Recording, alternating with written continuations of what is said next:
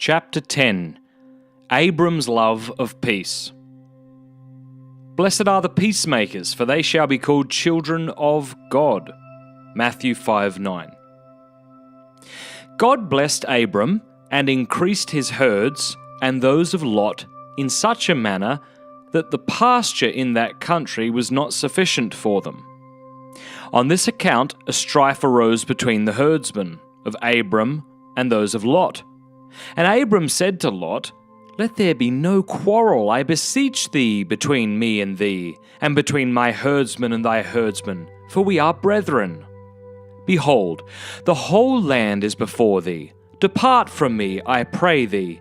If thou wilt go to the left hand, I will take the right. If thou choose the right hand, I will pass to the left." Lot chose the fertile country about the Jordan and dwelt in Sodom. Abram dwelt in Hebron and built there an altar to the Lord.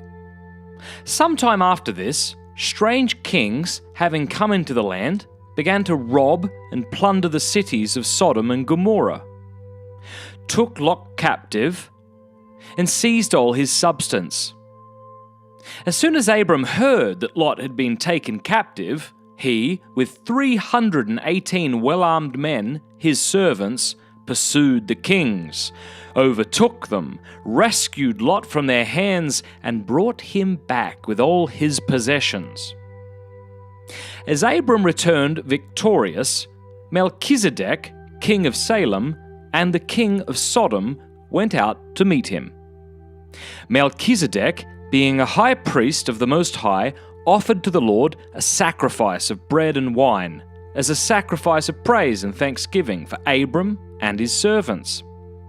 He blessed him and said, "Blessed be Abram by the Most High God who created heaven and earth, and blessed be the Most High God by whose protection the enemies are in thy hands." Abram gave him the tithes of the booty. The king of Sodom then said to Abram, "Give me the persons, and the rest take to thyself."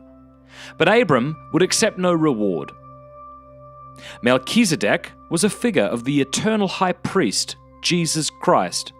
His sacrifice was a figure of the sacrifice of the Mass. Questions. Why did a strife arise between the herdsmen of Abram and Lot? What did Abram say to Lot? Where did Lot go to dwell? Where did Abram dwell? Who came into the land and began to rob and plunder? What did they do to Lot?